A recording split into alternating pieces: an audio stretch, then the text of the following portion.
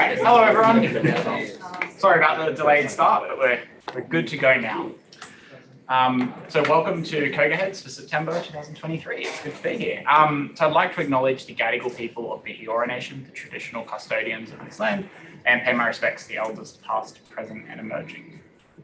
A little bit of housekeeping as usual. I'll keep it really short today, and then we'll get stuck into the talks. So hey, I'm Zach, and along with Christian, we run CocoaHeads. Any questions, concerns, queries throughout the night, please speak to one of us. As always, a massive thank you to Bilu, our sponsor, for providing the space we're in tonight, as well as for helping with all our ongoing costs, hosting and things like that, and as well as for sponsoring the food and drinks tonight. So big thank you to Bilu. As always, a reminder that we have a code of conduct. It's important that everyone adheres to the code of conduct to keep these meetups running well. You can read it in full on the website, but it boils down to a few key points. They are to be respectful, be inclusive, and be aware. If there's any issues or concerns related to the code of conduct, please speak to myself or Christian tonight, or you can message us anonymously later if you're more comfortable doing that. We have a new Slack group. It's technically last month's news, but I figure I'll remind people because there's still a few hanging out in the older one. So what we've done is, you probably noticed that the Sydney CocoaHeads group was pretty quiet the last sort of few years. So we've actually brought a few groups together to create sort of one Australia and New Zealand wide CocoaHeads group. Inside of that group, we have a couple of Sydney specific channels. So I think there's the Sydney channel and the Sydney Meetup channel, which are the ones we use for anything sort of specific to this meetup. But other than that, we now share the general channels, the random channels, the Swift channels, things like that. And of course the jobs channel as well. So just gives us access to even more developers and more conversations throughout the month. So if you haven't joined already, I'd highly recommend scanning that link and joining. So a big welcome to anyone who's attending for the first time. Show of hands if you're attending for the first time. Welcome. See some of these people in the break, go up and have a chat, make them feel welcome, please. We hope you enjoy. That's a handout, yeah. If you like what you see here tonight, it's worth noting that Melbourne CocoaHeads do a similar thing every month as well. So we run on the third Thursday of the month. Melbourne runs on the second Thursday of the month. And they also have an excellent live stream. So if you are interested, you can generally tune into that from wherever you are. Looking ahead for what's coming up, so we'll be back with our next meetup on the 19th of October. At this stage, I think we have a couple of talks locked in, so that should be a pretty full event. That'll be good. But as it stands, we don't have any talks for November. So if you're interested in giving a talk, or if you'd like to run any ideas past us, please speak to Christian or myself. It doesn't have to be tonight. You can send us a message throughout the month or on Slack or on Meetup as well. And we'd be happy to work through any ideas you might have, because of course these events don't work if we don't have speakers. So it's always great to chat to people about ideas they have for talks. We strongly welcome anyone who is interested in giving a talk. All right, so what's happening tonight? Well, you've just heard me ramble on with the housekeeping. We'll have a quick hiring segment. Christian is going to give a summary of the Apple event that happened last week. I'm sure most of us are familiar with it, but it's always nice to have a recap. We'll have a short break, and then we'll hear from Tim with his talk on Swift macros. And then, of course, there'll be an opportunity to stick around for a bit more socializing if you like. All right, so now's the time where I pass over to you. Are you hiring? Are you looking for work? If anyone is, feel free to stand up and give a 30-second spiel about yourself or your company. And you might be able to connect with somebody who's on the other end of that hiring. Spoke to a few people earlier. I know some people are either hiring or looking for work. Does anyone want to start us off? Yep. Yeah. Feel free to stand up and. So my name is Mason, iOS engineer. I work at WillySex. We have a new restructure happened. We're hiring over 10 iOS engineers. You haven't graduated from? Yeah, so these guys come chat to me. I'll tell you more about the opportunity. Sounds like a great opportunity if you're looking for a role. Anyone looking for work? Give themselves a plug. Yeah, hi. I work with you in Follow. Recently, Follow just a researcher as well. So yeah, I was in the part of layoff. So currently looking forward. Sorry to hear, but maybe talking to Mason will help in the break. Yeah. Awesome. Anyone else? Yeah. So my name is Guilherme from Brazil. I just came to Sydney last week and I'm looking for a job here. I've been an iOS developer for 3 years. Yeah, maybe we can connect. And welcome to Sydney. Thank you. Cool. All right. Well, that's all from me. I'm going to pass over to Christian now for the event wrap up. Okay. Cool. Thanks, Christian.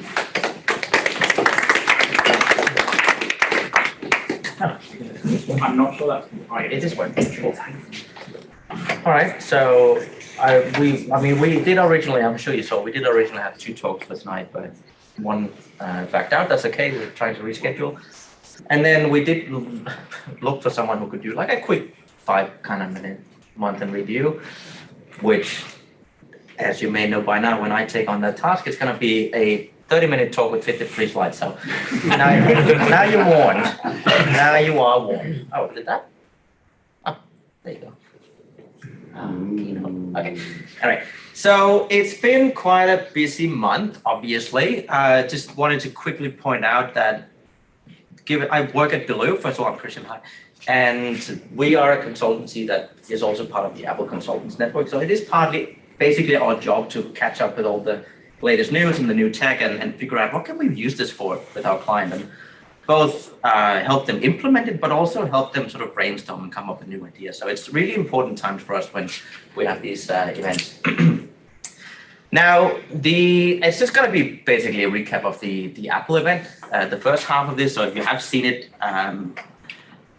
get some food, I don't know, but we're just going to go through some of the highlights. So first with Apple Watch, obviously there's a new Series 9 out with 5 new colors in, I guess, aluminum and some new watch bands. There's also 3 new stainless steel, if I'm not mistaken, models. There's a gold, a space black, and a brown, I don't know. But I mean, they look pretty good. I always liked the stainless steel one since I had my original one. I still have actually these series before there was any Series 0. So I really like them. A lot of new things. I can't see anything for the, that's fine. A lot of new features. Noticeably, this one, they definitely made a point on that.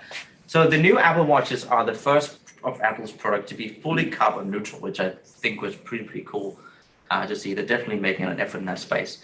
Now, there's also a bunch of new features. Let me check, yeah. So one of the things, there's not too many new things about the watch. Some of the cool things is that Siri, you can now talk and query about health things. So you can connect to your health data and ask, how much sleep did I get last night? What's my blood sugar? How much did I run last week? I don't know.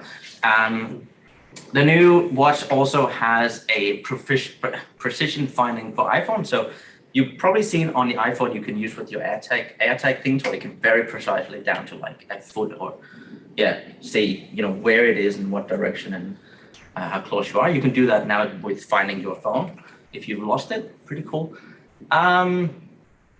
I don't have my notes, so I'll just have to look. So the new watches noticeably also are much brighter. I think twice as bright as the current ones, or I guess the previous generation. 200 nits, 2000 nits, and it goes down to 1 nit of brightness, which in the night is pretty cool because it can get pretty quite bright. Now, they showed a cool feature which I think we've seen before. I don't remember where, but basically with the new series watches, there's like a hand gesture where you can activate the primary function just by doing this with your fingers. So let's say, maybe you're, biking, but you're running or you're driving. You can hands-free interact with your phone, and you can use it for like stopping a timer or play pause music or hanging up when your boss calls or things like that. There's also a new. Oh, no, it's just very interesting because it's the same gesture you do to action on the Vision Pro. Yeah. So they are kind of. Yeah, no, I've seen it before. I don't recall now where. Accessibility. Yeah, it's accessibility, but now they've. This clench as well. Yeah. And we've seen that from Apple. It's very interesting that a lot of their features sort of start in the accessibility space, but then find use as general features. So it's actually cool. Just if you think about it, how much it's accessibility driven, and I thought for a moment that Vision Pro itself was made because of some accessibility need, like bad vision or who knows to get around. Anyway, there's also a new Apple Watch Ultra Series 2, I guess, and pretty much the same as the old one. There's a, it's the same as the previous one. And it also has a few new features. It goes up to 3,000 nits. You get also carbon neutral. You get a new sort of full screen modular watch face. Has 36 hours of battery life, and then all of the other things that you also had in the Series 9. So it's pretty cool. Moving on to iPhone 15. Surprise, surprise. Now you have the dynamic island on all phones, so you'll definitely have to get that one, including the non-Pro version, which was not the case with the iPhone 14. And naturally comes in 2 sizes. I think these are the same as the past few years, so nothing new there. What? No mini. Yeah, well, it's in my notes, but no mini, which I know a lot of people kind of like, and I'm kind of getting into that camp as well. I've had a Plus device for some time, and the 11 Pro Max, and it's nice when you use it, but it's just too big. The mini is a good phone. Yeah, it's Perfect size. Apple being Apple, getting the sort of smaller phone, you don't get all of the features, and they curiously always find a way to make you buy the best one. It's a shame they never put the full sort of pro set of features like the camera Yeah. in that. And I know that it's battery constrained, and that's probably the reason, but it's Certainly disappointing. Yeah. Yeah. And I didn't say that, but I very much want this talk to be like a conversation, so feel free to just mention things. Camera-wise, that's some of the biggest news. Usually get a 48 megapixel main camera, which is, I guess, sort of standard these days, but pretty impressive getting that into that little hole. So that's the 14 Pro cameras now in the 15 non-Pros. Yeah. Yeah, and I mean, given tech gets smaller, and it makes sense. So yeah, one of the things that they've done now is that you can, I'm guessing with all of their neural engines and whatnot, you can now take, I don't know if they have a fancy marketing word for it, but you can retrospectively take portrait photos. So basically now you can take any photo without choosing the portrait function, and then afterwards it can calculate and make it into a portrait photo using filters and depth effects and all kinds of Does it things. require it to be like a live photo? I don't think so. It's just any photo. The disappointment lines are always there. Or do you reckon they put it back to? I believe it is iPhone 15 only because Apple. So it's probably the software, but who knows? So pretty cool function, and because that's what you want, now we can also do portrait photos of your pets. So yes, Well, as long as it's a dog or a cat. yeah, sure. More animals coming near you. You also get a lot more manual control of the autofocus and the depth effects. You can sort of tap around on the screen and will adapt the focus points and all that. After the fact. Well, definitely do. Yeah. Not during, but after. Yeah, so it's like after or post I think it's processing. capturing more depth data Yeah. and things like that. It's kind of like Like in live the photos portrait. where Yeah. it takes photos probably with every single camera and combines it, but still pretty cool. So it's just a quick summary. So new cameras. I think this is just the camera actually. Well, not too fancy. Some of the newer functions is also, again, I don't know their marketing word, but live voicemail. So basically when you get a call, you can sort of screen it and figure out, do I want to take this? Do I want to leave it? Is it a scammer? I Is it my think North boss? America only at this point. Yeah. Way to ruin it, Neil. So far. Yeah, a lot of- if you a lot of- change your region to United States, you get it on your phone. Really? Yeah, you can live. I think can live with I American don't think Apple politics. has Australian voices down pat, because I did that. You know that thing where you can record your voice on your phone and it will use it to speak?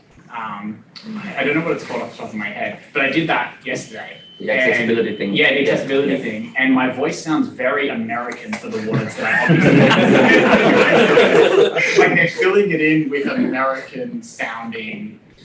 ML training needs. Obviously Yeah. not optimizing it to Australia. That's a good point, but it does work just. It does work, yeah. So anything that I kind of said similar in the like transcription process, it will sort of repeat in my. The voice was right, but the accent was wrong. Yeah. So it's interesting. I'll show you later. Now, I mean, sadly, a lot of I guess for good reason, but a lot of the features is US only first for some years or even for all of it. So, yeah, again, what are you going to do? Also, interestingly, giving their sort of AirTag and all that technology, you can also use the precision finding system to find your friends. If you have, no. Well, basically, 2,000 kilometers. I'm not sure. I think you can. I'm not sure if it's only friends that you have already added to the Find app or just sort of a temporary location thing, but essentially, yeah, you can pinpoint people in a big crowd. Unless you AirTag them. I think it's part of the sharing stuff. Yeah, you share your location temporarily. So I guess this means you don't hang out with your Android friends. What, the green bubble test? Yeah. You need to have old friends and new friends. Well, you can give them your old phone now. Or give them an AirTag. AirTag with a friend. I guess you could. Moving on.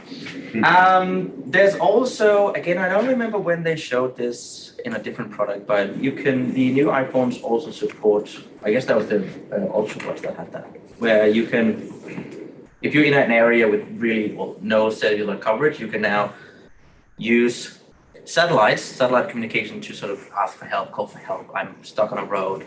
I'm out of fuel. I have a flat tire. Good design. Is that an Apple thing? Yeah. This is like a completely different company designed it. Is it just me? Like it looks terrible. It looks like For Apple.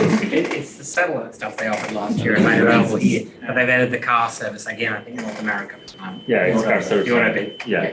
But the satellite stuff's been here for 6 Yeah. months. Really calm your phone down. Yeah. It does look a little bit out of place, but then again, Yeah. it has to be really laser focused in the situation you're in. So, They also snuck in somewhere to go, includes free satellite service for 2 years. So if you get lost, it's 2 years in a day. Tough. how do you replace your satellite? They haven't mentioned any costing after the 2 years of free satellite services. Well, the cost is a new phone. Sure. No one gets lost after 2 years. And there we have it. Ooh, USB-C. Finally, That's the best. what's up? I didn't really. Okay, USB-C. Okay. You got some Kool-Aid? Yeah, so basically all Apple devices now use USB-C. They updated the AirPods Pro as well. Well, I guess not all, but I'm guessing all devices are coming.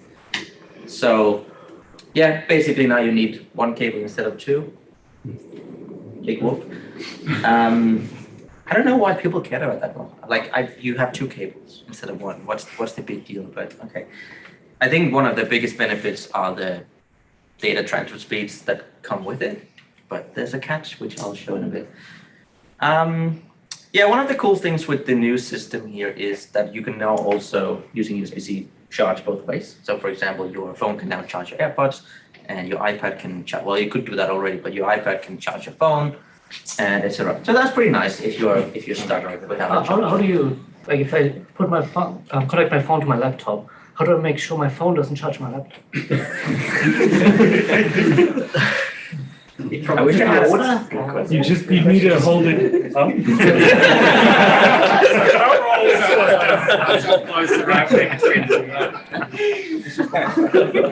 don't think that's how anything works. What do you mean? I don't think that's how it works. It flows. That's some gravity. Yeah. I mean, sure. Okay. It would be a cool gesture to sort of tell which one do I want to choose. But I know the base part of the USB-C protocol is the software figures that out, so I don't know how they decide. But You can have 2% in your laptop and a dead flat phone. I have tried that. I'm guessing it's Better. fairly, primal. The larger capacity device charges the lower one, but I don't know. I've used it quite a bit charging my phone, and yeah. Maybe there's an emergency option. One is dead flat. Do you want to do it this dumb way? Sure. Yeah, I don't know. And I also don't think there's a way to not do it. Like if you just want to plug in for data or debugging, there's a way to not charge. I don't think so. So it just does it. So We know best. I don't know. Yeah, so just a quick wrap up on the iPhone 5 or 15. Wow. We'll do 10 more iPhones after this. Don't worry. Yeah, 2000 nits, ceramic shield, A16 burning cell, chip is 14, dynamic island. You can do 4K 60 frames per second HDR now, which is pretty cool. 5 new colors, USB-C, etc., etc., etc. It's supposed to be more repairable. Yeah, that's it. The iPhone 15 Pro.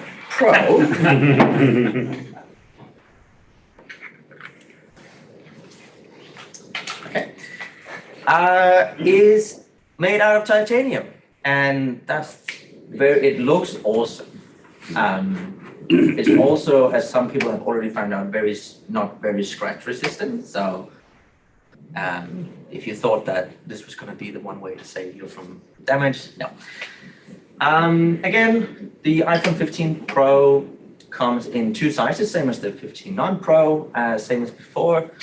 And I think one of the biggest features on the outside, I guess, is, and I guess we'll see this in the iPhone 16 next year, is they have replaced the little silent switch toggle thing with an action button, which by default, you hold it and then it will turn your phone on silent mode or off silent mode. But you can customize it to do any of these features, like trigger the camera, open the flashlight, start a voice memo. I actually thought that was a pretty cool idea when they showed that in the keynote. Start translation, assistive features, which is pretty cool. But you can also attach it to, I'm not sure if it's one single shortcut or this just opens the shortcut menu or maybe both, but you can attach a shortcut to it, which basically means you can do pretty much anything your phone can do. Create a shortcut that would ask you what shortcut you want to run. Definitely.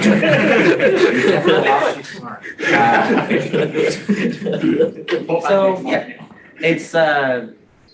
I mean, I haven't actually used shortcuts that much yet, but I can definitely see some cool features being triggered there. Could we just do this by like button? Yeah, I mean, but that has its own, like, Apple Pay, and it has its own features, so they might make that customizable as well. 3 taps, 4 taps. Yeah, I don't know. Big on making You have the back customize tap. things. Pretty dumb stuff. I have the back tap, 2 back taps, 3 back taps, Yeah, 45 back taps. yeah, they might do that as well. I'm not sure. I had a thought as well that that's fine. Squeeze. So coming back to that USB, so the new iPhones are driven by the A17 Pro, which does have a USB 3 controller, which does support up to 10 gigabits per second. So that's the catch. The cable they ship with the device is only supporting USB 2. So you're not actually gonna get any improved speeds, which I think is a good compromise, because when you think about it, 99% of people use the cable for charging only. So they do save a lot of money in that. Just be aware, if you do need that faster speed, you will need to get a Second cable. or just a faster one that can be both, right? So, and I'm sure that's already available in an Apple Store near you, as well as, I forgot those. You can now get USB-C earpods, not AirPods, earpods. Or earpods? Yeah. You said when you said AirPods. Yeah. Cool. iPhone 15 Pro camera system. I believe it's the same main camera as the 15 non-Pro. And new here, there's also a slight difference here. So the iPhone 15 Pro has a 3x telephoto camera. That's 3 times optical zoom. If you go on the Max version, you get a 5 times telephoto camera that does up to 120 millimeters, which is quite a lot actually in a phone. I think that's quite impressive, but again, it does require you to get that Max device. So bring out your wallet. Both phones also have an ultra-wide 12 megapixel camera, basically a wide-angle lens, which is also pretty cool. We've had that for a while, but definitely good for some good landscapes. And one of the new things they've done is also that you can now take macro photos. You can get super close up to whatever you take a photo of, which hasn't really been possible before. I think that's sort of a minimum distance of like 20, 30 centimeters. But Macro thing before. Has it? Oh, the ultra wide lens. COVID, got a lot of flower photos. What was the news here then? I think it Just like lets you- everything, I think it's faster, lets you go closer, smarter depth. So better Mac. I think. Okay. Flash or something. Okay. Some of the features are. But it does look pretty good. You can get very close now. Yeah, interestingly, so because of the two new cameras, like this is the main and the wide angle, you now can record spatial video, which, as you guessed it, can be replayed on Vision Pro, and you can sort of experience sort of 3D-like video, which is pretty cool. It's going to be fun to see what developers or users even use that for. I presume they're trying to avoid the awkwardness of people watching the Vision Pro talks to go, who's going to be filming their daughter's birthday wearing a mask? Well, now you can film it wearing your phone instead. Yeah. Well, yeah, You would. maybe. Did the Vision Pro have outwards cameras for taking pic? Yeah, it does. Yeah. Oh, yeah. Yeah, okay. Yeah, again, just a quick wrap up. Titanium made, always on display, ceramic shield, A17 Pro, USB-C. They put USB 3 in there, except for the new cable. Customizable action button, spatial video, etc., etc. Pretty good devices. One thing I just saw an hour ago or so is that they have also done a lot more in terms of, if you watch the WWDC, they release like a sort of game development or something game porting kit for Mac, so we can really help developers build games. But now the USB-C port also supports like external monitors and things like the iPad does. So you can actually very silently just build a full-fledged gaming console. You can sit with your controller, hook up your iPhone to a TV, and just play some cool games, because they've also, like graphics, it's really gotten a boost up. They always do, but this year's it looks pretty remarkable. So just about that, if you notice, they're using the PS5 controller. Yeah. And there is full support for all the haptic feedback. Yeah. From Apple. Yeah. Oh, cool. That works over Bluetooth though, so I'm guessing. Yeah. I think on the video stuff, they also have, you can now do whatever they call the Pro Video format, including ProRes, yeah. stream directly to external USB drives, so you can just literally record super high resolution, super fast, just keep dumping it and not go, oh, you're out in 2 minutes. Yeah. So- I did actually have that in there, but then again, time and yeah. No, that's true. You can directly stream camera data and do that in a high resolution. I'm guessing just bypassing internal storage and time, which is really cool. Yeah, what are you gonna get? Who's upgrading? Pro Max. Yeah. Watching the store crash, come back up. We're loading. The always on feature, is Yeah. it the first time? No, we have that in the 14 as well. 14 as well? Yeah. It's like a once a second refresh or something. That's probably just the Pro. I did the Pro. Yeah. And It might- it's all day battery with full brightness? Or Well, the always on is very low brightness, so it's very dim. Very smart No, it's auto pretty dim. good. Pretty good light. Like, Yeah, I mean you can see it, but it's very low light, right? Yeah, it's pretty much all day. And if you turn off the always on screen, which you can do, Yeah. you get a massive battery life. You get more, but I think mine still lasts a day or a half. Or, yeah. So depending on your usage, right? We have had mine once accidentally uploaded. Yeah. Record something of it's constantly recording everything at once in a year. Yeah, that's again. You just need to turn your put it higher than that's.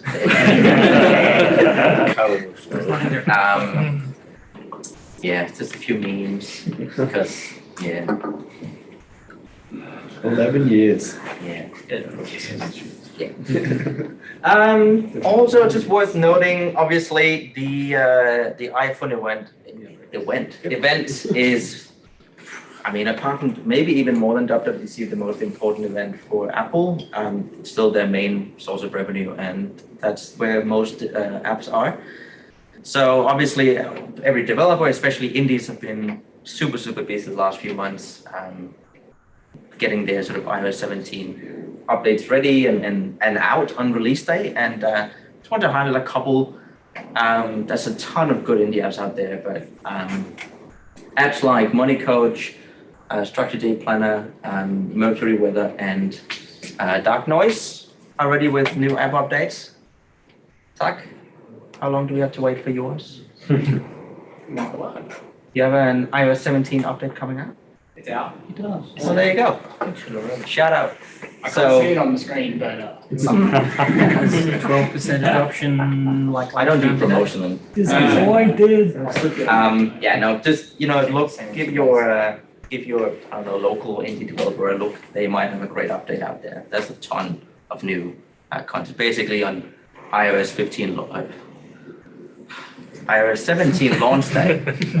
Not only do you have the Apple launch, but there's a ton of content coming out. It's almost hard to follow.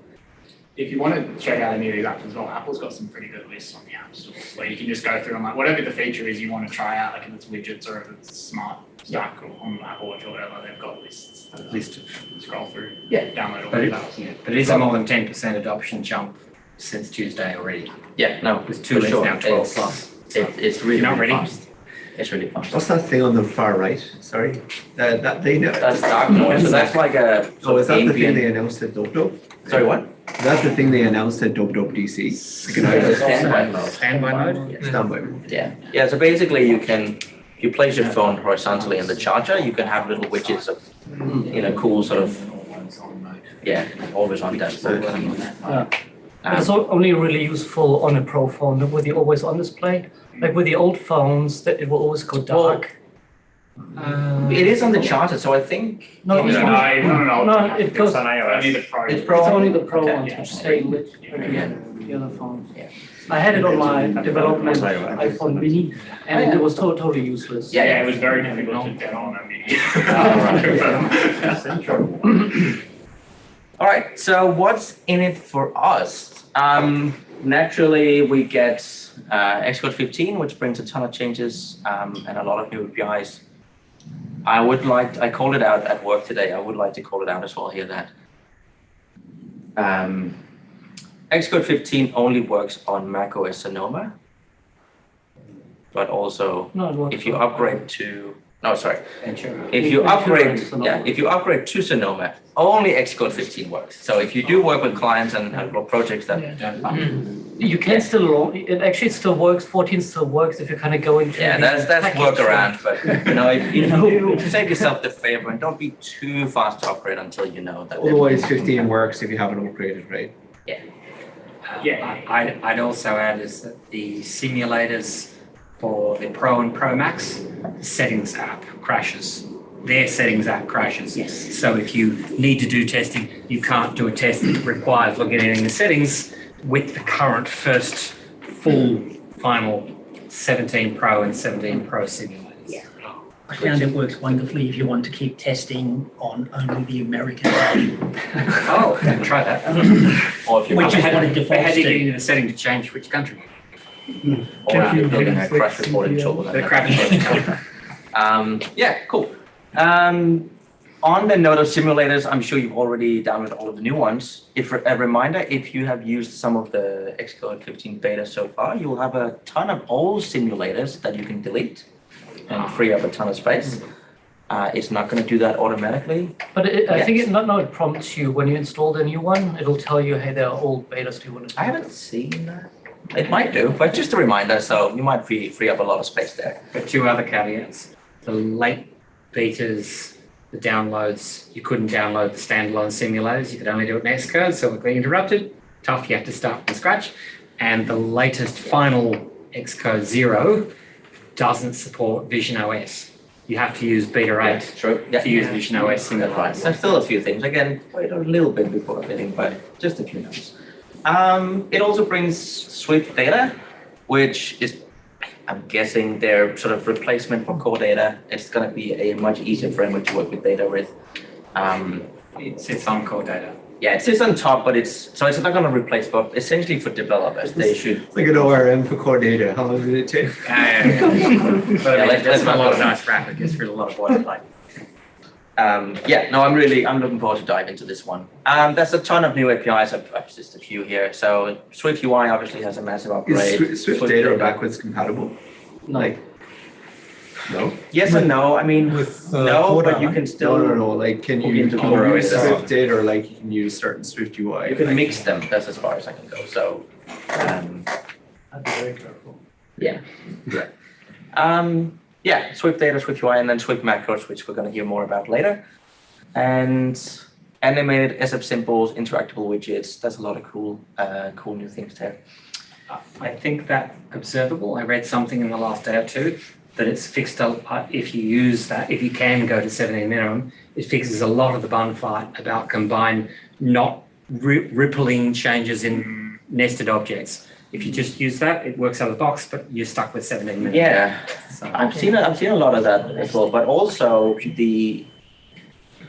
I know it is present for Swift data. I think it's for observable in general. It will, normally when we did observable object, it would only reflect a change onto the top level object, but observable is able to detect changes like deep down and only change that exact nested property, which is really, really cool. And it's going to be a massive boost for performance. when we can use it as your deployment target. In 4 or 5 years when we can.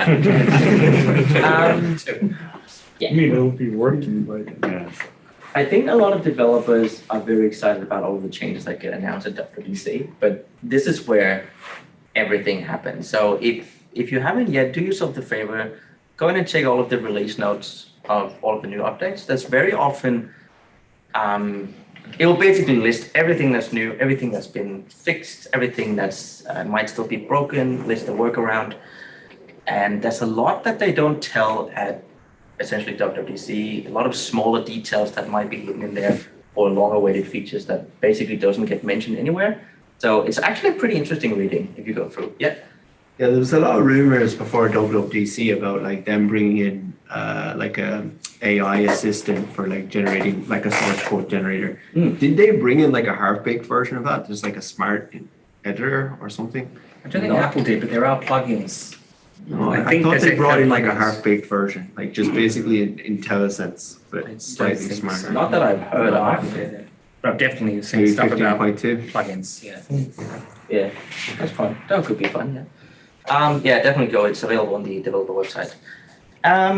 Also, big release for Apps.Connect API. I know a certain guy named Josh who runs Fastlane is deep diving into these as soon as they happen. So could be some cool things there where you can sort of automate the things you do with Apps.Connect, pull out your sales data, automate app uploads, all kinds of things. And worth noting as well, I don't think there's anything new since WWDC, but the human interface guidelines get updated every year, basically telling you how to create great looking apps and apps that work great with the entire ecosystem. There's always a ton of changes and great tips there as well that are really useful to know or incorporate. And didn't actually add that, but I guess the app review guidelines as well, also worth, they often have a lot of changes as well, so worth looking through. I noticed as well there was no mention whatsoever about Mac or Apple TV or CarPlay. I think usually there's an October event, so we'll probably see something then, but it was interesting that they didn't say anything about that at all. And lastly, Who died? Oh no, wrong program. What are you thinking? She's The Apple intro. TV. He's thinking of the intro. I don't know. Yeah, so I mean, Apple makes a big effort out of being environmentally friendly, and I enjoyed this video so much. I'm not going to show the full one, but I enjoyed it so much that basically it's Mother Nature coming in and checking in on how they're doing on their eco goals, and it was hilarious. But they're pretty bold in their goals, and for once, instead of other companies kind of just having big words and not really doing anything, they're actually doing a massive effort. For example, the new carbon neutral Apple Watches.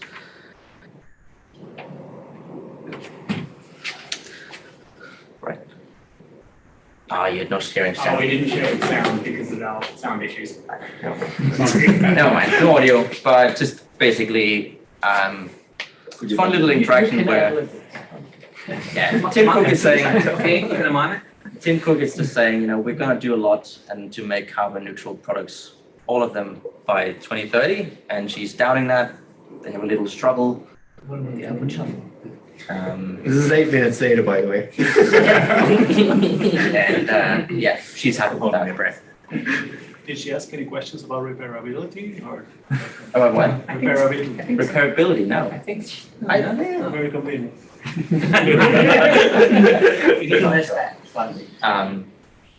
It was such a fun video. I really encourage it. It's on YouTube, just that one video. It's really fun.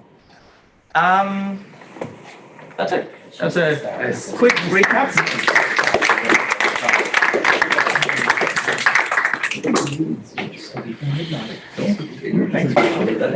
We're gonna take a very short break. I think I might still need a few pieces of pizza. Grab another drink if you like. And there's bathrooms out in the corridor. We'll be back with Tim's talk in about 5 minutes. Christian, thank you for that 5 minutes. All right, thanks everyone.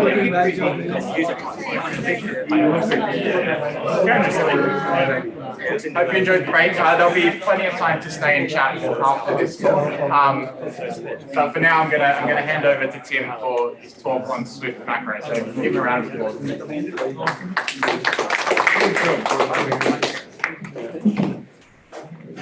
Thank you. I'm Tim Wang. I'm happy to be here to talk about Swift macros. Before we dive in, how many people in the audience actually already tried this out? Can you identify? Wow, cool. Not much. But it's a really good feature, I believe. If you use it correctly, it can definitely help us to reduce code duplication and help actually coding correctly, I would say. So let's have a look. I want to ask another question before we go through the content. Macro actually exists in many languages. Maybe people use macro in other languages. If you so you know the concept of macro, right? Also, if you have used Kotlin, you might know KSP. How many people actually know KSP? Oh, that's great. So the Swift macro actually combines something, at least from my base, we follow some concept from KSP and some design actually pretty good. I will talk about this in this slide. So today we are going to talk about these 5 topics. What is Swift macro and what it can do for us, and how it works and how we actually develop one. The last one is some bonus, I would say, because Swift macro do provide great features, but it does have limitations. The last one I will talk about how actually we can go beyond the Swift macro. As we all know, macro just a way to span the code. But Swift macro actually span the code based on the AST, just like KSP does. It's based on the syntax tree, which means we can rely on the strong syntax to go through the source code and write the logic based on the syntax tree, which actually make much easier and more easy to write correct code. Because if we rely on string manipulation, like all the macro technology, it's easy to make mistakes, right? That's Swift macro. What it can do, if you know Swift data, like we already heard from Christian, it's actually based upon Swift macro. So you know Swift macro can deliver great features. Also, Swift UI new preview macro, also using Swift macro. So it can deliver great features. It's only depending on our imagination or our design to how to develop it. Of course, apart from the feature, Apple delivered based on this technology, we can also develop our own macro. We can develop some generic purpose macro or some specific to our code base uses. Basically, we have two types. The first type is called freestanding macro. That's like a preview. You don't need to attach this macro to any other syntax. Like I mentioned, syntax tree, right? You just write this macro like in any other expression, anywhere you can write this. We use this preview as an example. Another type is attached macro. For this macro type, we also have peer macro, accessory, accessor macro, and member attribute macro, and conformance macro, a few types. Also, in the latest evolution, they actually changed the conformance macro to extension macro, something like this. But because it's a new technology, it's still evolving. If we use this, better to keep an eye on the latest development. For this type, we have at model from Swift data, and we have observable. We already talked about this. Actually, it's also a macro. Now we talk about how actually Swift macro works. Because we design Swift macro for our unique purpose, most likely. So the first step, we need to define our goal. The good thing is about developing Swift macro is we know what we want. We know the source code we want to write, and we know the destination code that should event to. That's why we actually very easy to design our goal. But it's easy, but it's also not easy because we need to think about which part of our code can utilize this technology. Because it only help us if we can use this technology, reduce the code duplication, right? So we need to find the common code pattern in our code base and think about how can we use this macro to reduce writing duplicate code. Basically, make our code dry, right? That's the first thing. We need to find the common code pattern and think about how to write a macro for it. Once we have this goal defined, the next thing we just follow the step to develop it. Swift macro actually is a SPM package. We write our macro definition in a Swift package and implement it. I will demonstrate this later. Once we define this package and get the code done, we can import this package into our destination project and we use this. Finally, once we import this package into our project, we can use macro, just add some macro or freestanding macro in our source code. Next, we talk about how to develop one. Only 3 steps, only 3 things we need to take care. The source code, and the destination code, and the mapping logic. That's all. Because in reality, we just want Swift macro technology help us expand the source code into the destination code. That's only 3 things we need to take care. The source code is easy to understand. And the destination code, we also have something in mind when we design this. The only big part is to write the mapping logic. So 3 things need to take care. But for these 3 things, maybe not everyone actually familiar with AST. So we need some tool to help us. In order to investigate source code AST, we use test-driven method. If you follow a WWDC video, actually, maybe you already know. We write unit test first, and we put breakpoint at the macro definition. We can explore the source code, syntax tree. That's the first thing. The second thing is investigate destination code, because we need somehow to generate the code. The destination code, how to explore the destination code, we have two methods. First one is use this website. You copy paste the destination code into this website. It will generate that syntax tree. Another thing, we can use this command line. Similar thing, they generate the syntax tree in JC format. We can explore. The last thing is to implement the mapping logic. So this part actually everyone really good at, because just write the common code to map something into another. Okay, if we focus on the implementation part for the mapping logic, we basically have two methods. One is to use string manipulation. We just some string plus some string to generate source code. Another thing is we can use source code builder, which actually come from the Swift syntax package. We can explore this later. Okay, this is all the slides I prepared for Swift macro.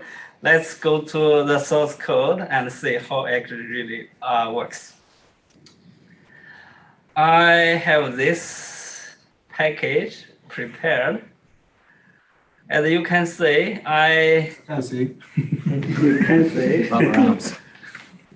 How about now? Better, thank you. In this package, I written actually a while ago. If we look at this one, you can see we define a package. This is just SPM syntax, right? But we need import these dependencies. One of them is Swift syntax. For others, I use Swift doc to generate the documentation. This Swift keychain, I just wrote this for some macro purpose. Right? For the target part, we have this macro, and we have this target name, and we have this client in order to test it out. And this is unit test target. If you are not really familiar writing this thing, we can just use this Xcode menu. We just generate a new package and select Swift macro package. It will automatically generate a template for us, and you just need to modify something to suit your need. But eventually it will generate something like this. Once we have this, let's see what we can use this Swift macro for. I have this client code written here. You can see the first one is called singleton macro. If I click here, expand macro, you can see for this struct, I automatically generate the singleton code that's needed to make this struct as a singleton. If we define something like this, if we have a lot singleton in our code base, you can definitely use this macro to simplify our code base. You don't need to write all these things. You just need this line. So definitely easier, right? Also, if we have something like this at the publisher, we all know combined subject actually can be written. We don't want to impose this to outside of this type. We can actually use this macro to automatically generate a publisher, so that outside of this type, we can just use this publisher. So it's read-only, it's safe, right? If you really want to write some fancy code, actually Swift macro also supports this. Because this subject now is not private, you can see prompt some alert. Please make this subject private so that actually our data code be safer, right? So I just remove this one. The error will be gone. Also, I have written this freestanding macro. Will help just post some notification. If I expand this, you can say it's just directly call this guy to send this information out. But maybe this not a good example, not simplify a lot, but to be honest, this actually very easy to follow. Because if we write some code, at least from my point of view, I want to post some notification. Why I need to know ES notification center and dot and everything? It's easy to just call some method. It's the flow kind of more intuitive to me. That's why I wrote this one. Also for this add int, maybe you know Struct actually can automatically add int. Maybe not good enough. But for this add int, you can say, if I use this macro, it automatically generates the initializer, but it also generates a mock code. This is a mock instance, and you can say it automatically put in a debug mode. It will be available for the debugging target. Also, this one, we usually have some enum. And the associated value with enum, sometimes we need to access it. A lot of time we need to write some variables to unwrap it from the enum value. But now we can use this one. See, it automatically to go through all the enum values. If this guy got associated value, will automatically generate value variable to allow us to easily access it. Also this one is a freestanding macro. The purpose of this one is to help build a URL easily. You can say we can give it a string. If it's successfully to get a URL from it, but we need to update part of it. For example, we want to have HTTPS string, and we add this one, and we want to add some query item. We just keep adding. Eventually, this guy will return a valid URL. This is a mock. This access macro also interesting. This access will allow us to access some default value. And if we expand it, it will actually have this code automatically written for us. This is the default. Also, we can have some macro to access the AS key. If we expand this one, you can say all the logic actually automatically generated by this macro. Also for the AS map table, for the keychain, this keychain actually rely on the keychain library I wrote. So, but a similar idea. This is all the macro I have written for today's demo. But how actually we really write one? How to get into it? Let's take this singleton as an example. As I mentioned, we write unit test first, right? We write this unit test, we name it a singleton, and we want to have this source code expand into this source code, right? Because we know the source and the destination. So very easy to write unit tests. But once we have this guy prepared, and also we need to have this singleton macro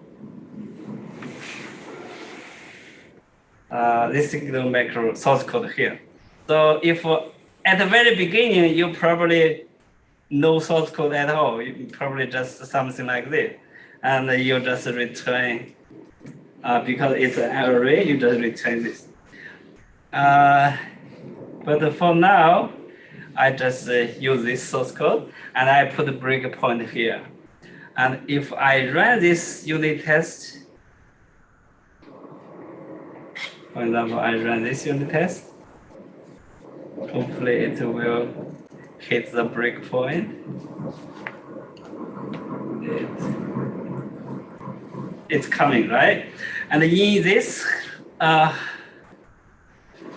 line of code, we can access everything we need to investigate the source code.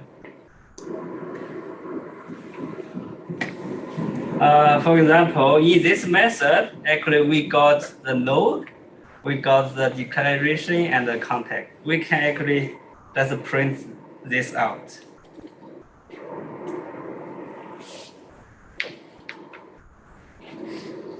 It takes time for time.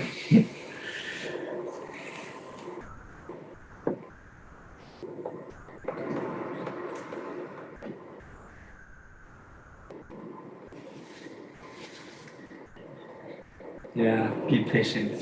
Sorry. Should I press enter? But anyway, eventually it will print out something. But if we run it again, it will be very fast. We can also print the syntax tree here. And you can say we attach this singleton to a struct declaration. It's just a struct, DECL syntax. It does take some time to get yourself familiar with this Swift syntax package. But it's not very difficult because see, we have this struct, we have this attribute, we have this add sign. This is our macro, basically, add singleton. And we have this struct keyword, and we have this struct named A, and we have the members, we have left brace and right brace, and we have some member definition. This is actually very easy to understand. Once we have this way to explore the source code, and another way is to another thing is to explore the destination code. Let's go to the slide and go to this website.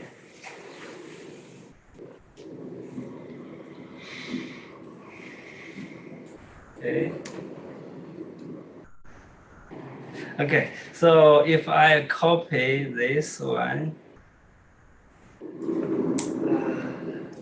single thing. If I copy this one into here,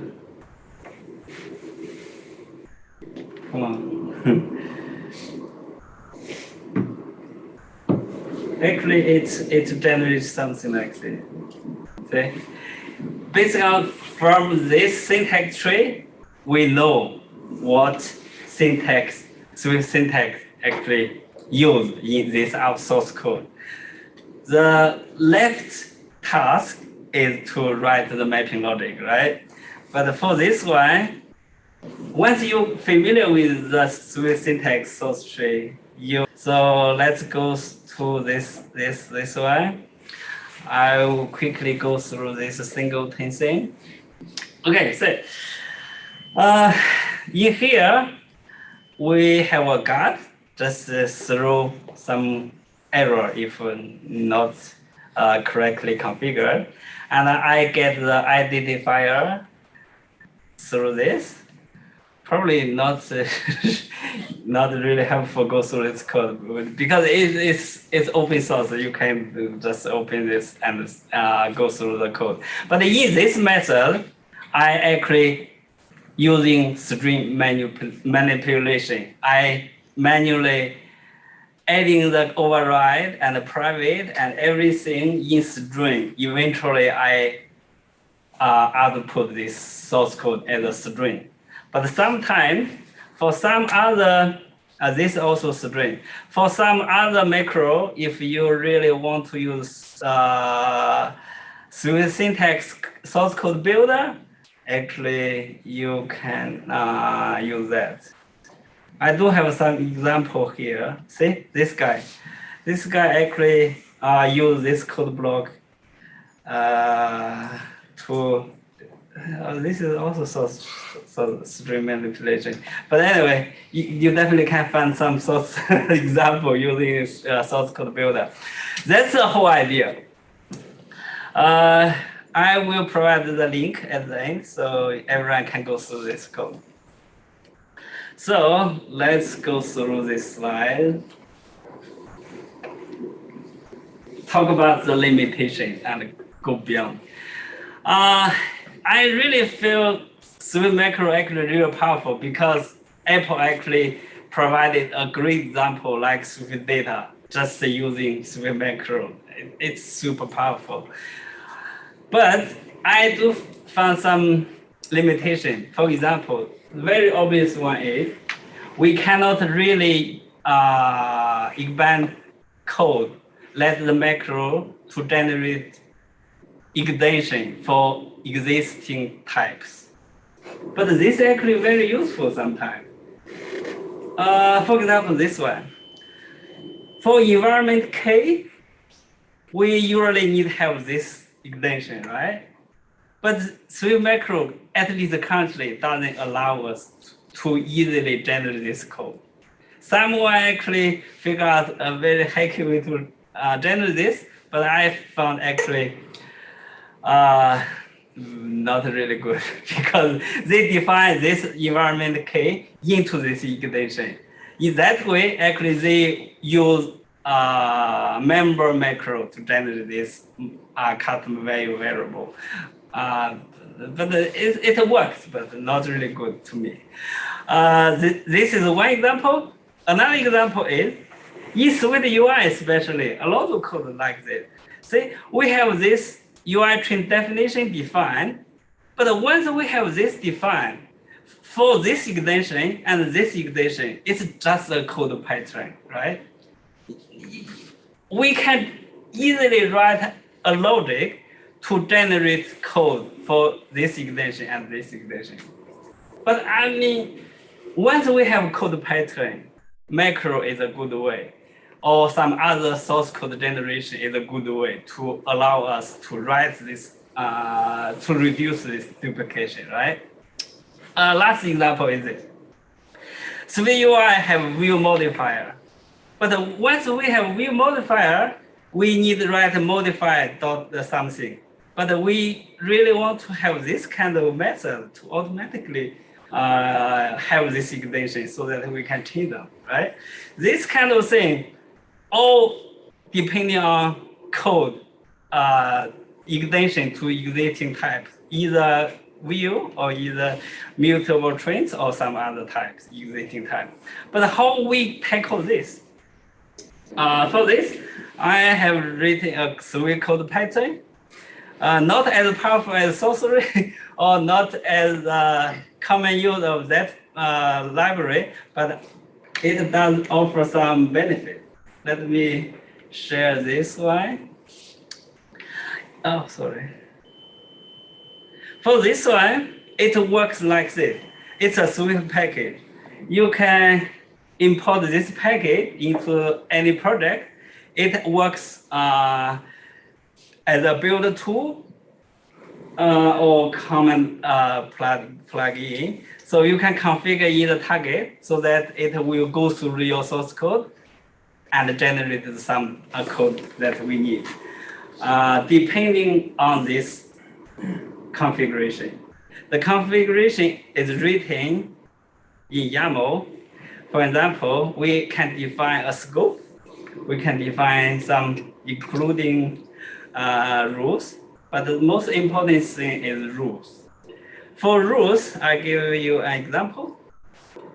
For example, I want to automatically generate a train definition. For this one, we need to find any struct that conform or inherited to this UI train definition. Once we found anything meet this requirement, we need generate some source code. But in order for this code to compile, we need to import this package, right? So this is the transformation. You can see in this transformation, we need some rules to generate the name. Actually need to manipulate the name. So we firstly get the name and we add a prefix in, and then we remove some suffix, and eventually we get the name we needed. And this is a bool, and we generate the return this guy, the name. Anyway, this is the rule we can configure. If you really like coding, this package also support using code transform. See, you can see this is Swift code. If you don't like a drag rule like this, you can write Swift code, and eventually you generate the code and let this generated code equals this code. And you can manually write anything you like to generate the code that we need. So this is a Swift pattern. With this one, we can easily generate code like this. See, this is the source code, and we can easily generate source code like this. All the environment values and the UI trained collection and some view modifiers. So that's something we can also consider if we do have some code pattern that use very often in our code base. We can consider use this. That's it.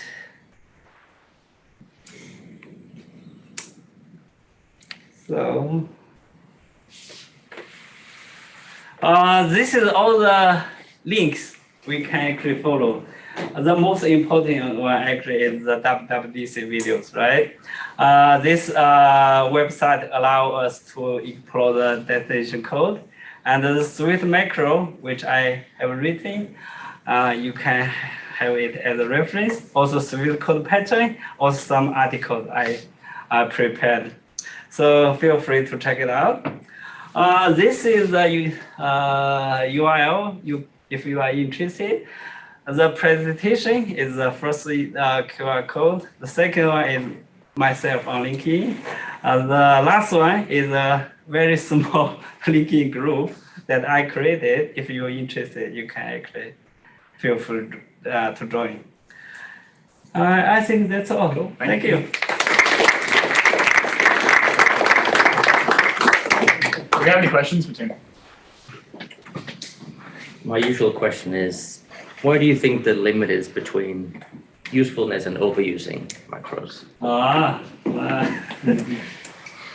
I don't know how to answer your question, but in terms of overusing, from my point of view, if this macro resolve some code pattern and this code pattern maybe duplicates, if we don't use Swift macro, maybe duplicate 10 or more times, that it's actually worth it. Another thing is, if this pattern is a very generic one and it can be reused for many projects, maybe also worth it. But if some Swift macro you play around, but only use in the source code maybe 3 or 5 times, probably not really worth it. But it really depends how frequently this macro use and how actually this guy bring value to our project. Yeah. Do you, like in Swift, already have these property wrappers like add storage, add something else? Like, do you think Swift macros will replace those, or is there still a need to have kind of both? Like, how would you pick one? Yeah, that's a very good question. Actually, I had a thought about it. That as a publisher, macro, actually, I used to have a version using a property wrapper. But if we balance this solution with Swift Macro and property wrapper, I would say Swift Macro actually probably run faster because the source code expanded just inline. Property wrapper actually go a few levels deep, but this probably wouldn't matter much, but at least this is some difference. Another thing is property wrapper actually kind of very well defined, kind of wrapper, right? But for this one, because you can always see the source code, kind of open.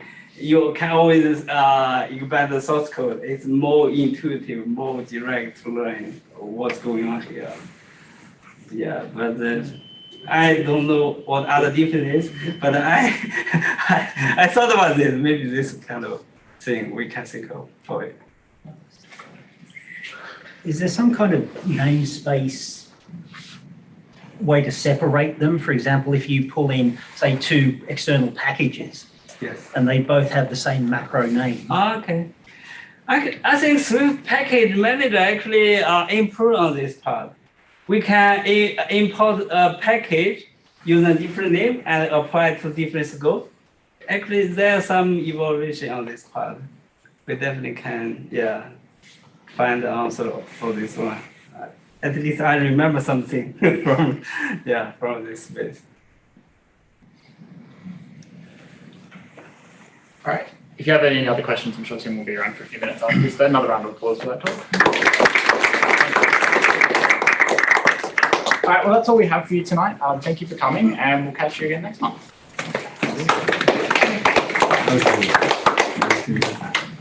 Hopefully you learn something useful.